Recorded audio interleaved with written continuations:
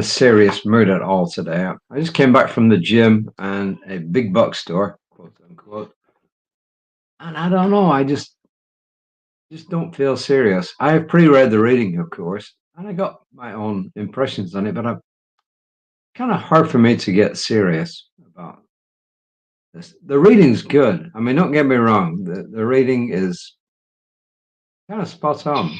But anyway, so why don't I just read it and then have done with it? This is one of those days when the weather's gone back to winter again for a day. The good thing about this part of the world is that winter comes in days. Sometimes like one day at a time, sometimes a few days at a time, but it comes in days. Whereas in other parts of the country and other parts of the world, it comes in weeks, it comes in months. So this is kind of cool. Of course, in summer, we pay for it because we have a long, hot, humid summer. But there you are. So let's see what Reverend Margaret's got to say today. She's talking about affirmations, and in fact, it's called The Power of Affirmations. And she starts off by quoting from this thing called life, which is, of course, Ernest Holmes, and it's on page 11. And it said, start your day with peace, and you will live in peace. Start your day with peace, and you will live in peace. And then in the Science of Mind textbook, this is what Ernest Holmes has to say. It's on page 146. He says, we're given the power to sit in the midst of our lives and to direct their activities. We're given the power to sit in the midst of our lives and to direct their activities. And this is kind of, in a way, a continuation of what she was saying the other day, which was about evolution and about, how we got a part in it. Okay, to continue. Students of spiritual thinking all know the value of prayer, that wonderful opportunity to spend quality time focused on our divine connection. I remember there's lots of different ways to pray, and lots of different ways to look at prayer. But this obviously is looking at meditation, contemplation type prayer, mindfulness prayer. This is all well and good, but what if we don't have time to dedicate to prayer during the day? Well, some harsher spiritual leaders would tell you you don't have time not to take time.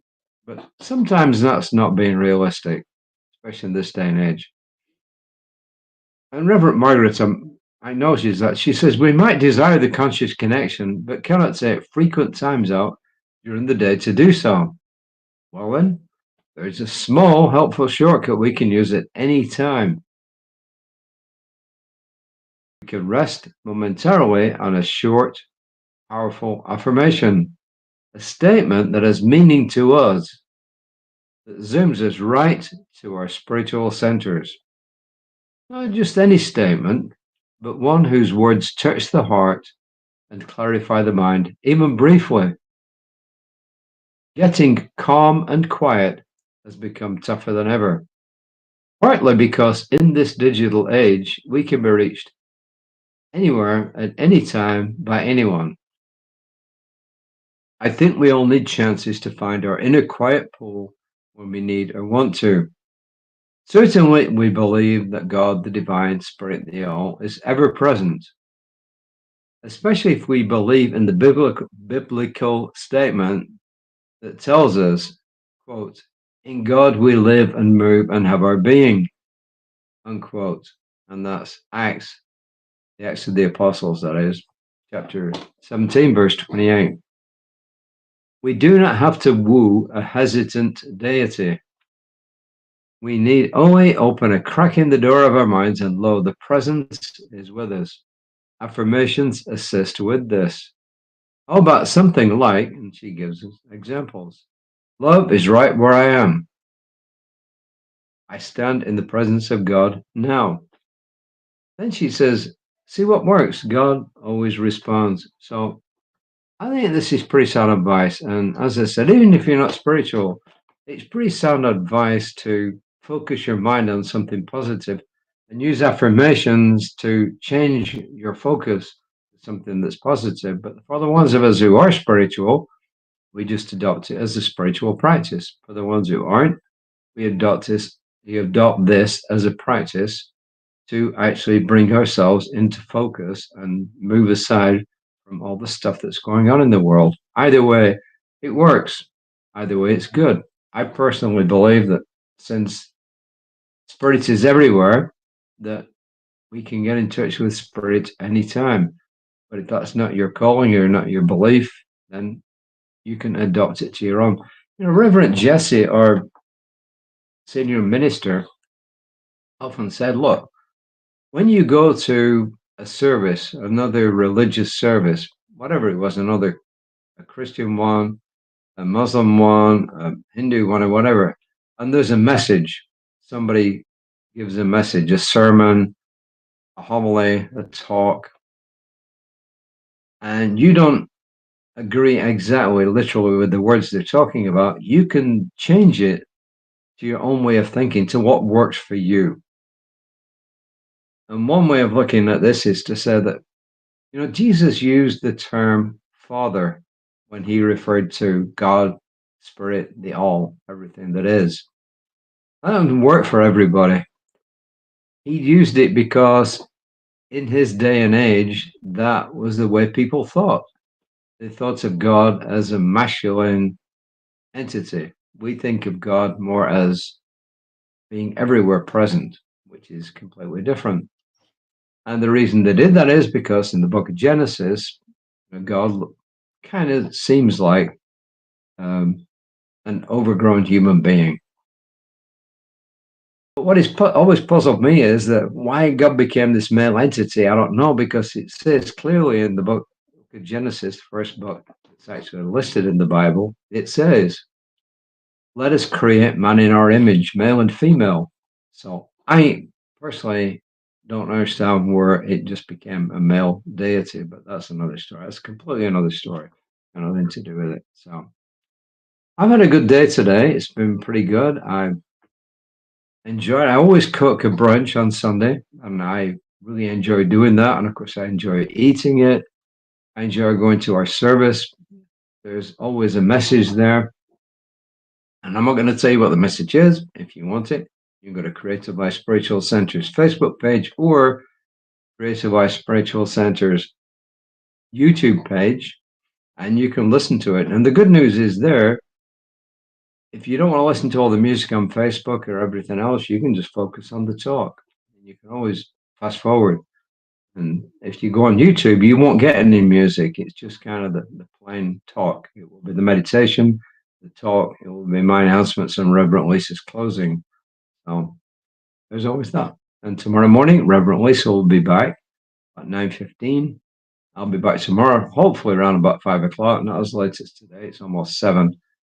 Well, at least it's 7 for me. Maybe to some people who didn't change their clock, it's still 5 minutes to 6. But there you are then. And then during the week, if you get our email and you can sign up for the email, I told you where to find it. You'll find out we have a book study on Monday. We have a book study on Wednesday. We have philosophy Friday. We have a meditation midweek Wednesday from Daniel Mercadal, and we got a reading twice a day. One from me, one from Reverend Lisa. So we're putting lots of stuff out there, and it's all positive stuff. And then back to basics. I was thinking that,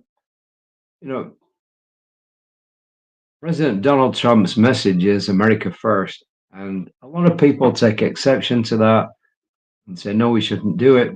But the point is this is my viewpoint on that. And I'm not getting political at all. This is from a spiritual perspective.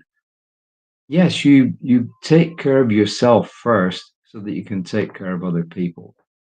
So that's where I look at that. So if as a country we're rich and we take care of ourselves, then that gives us the opportunity to take care of other people. But as I said, I'm not getting political. I'm not by nature political. I won't say I'm apolitical, but I'm not really. And I get this, that people who watch these and listen to these readings are all different persuasions. And it takes a lot of difference to make a human race. And if we were all the same, my God, it would be so boring, wouldn't it? So I get it, and I've got a political persuasion. Everybody else does to some extent. So I am not by any means going to comment on politics. Maybe some people think that's a political statement, but it isn't. It just goes back to what I've always told you. And what Reverend Lisa says is you have to take care of yourself before you can take care of anybody else. And in our philosophy, we take care of ourselves and then we take care of other people. So that's it. That's my message. Please have a good start to the week. The week begins Monday, at least in this part of the world. Some parts it begins on a Saturday or a Sunday, whatever. But here it begins on a Monday. So have a good work week. If you're at work, if you're retired, then enjoy your retirement. And if you're somewhere in between, then enjoy that too. I hope that if you like these messages, please pass them on. I mean, that does us a favor by helping to make the world a better place. Truly, our whole purpose is to help make this world a better place. And having said that, I'm going to go back. I have to have some dinner. We always have a light dinner. We have a main meal early in the afternoon, and then we have a main meal. We have a smaller meal at night. My wife's theory is it's actually very good for you. Is that true? I don't know. The problem is with all that kind of diet stuff that you're eating different things at different times and they change their minds and everything. So I think the best way is just to decide to be content within yourself. And I think that's the best way to stay healthy. So until next time, and I apologize for rambling on. Namaste.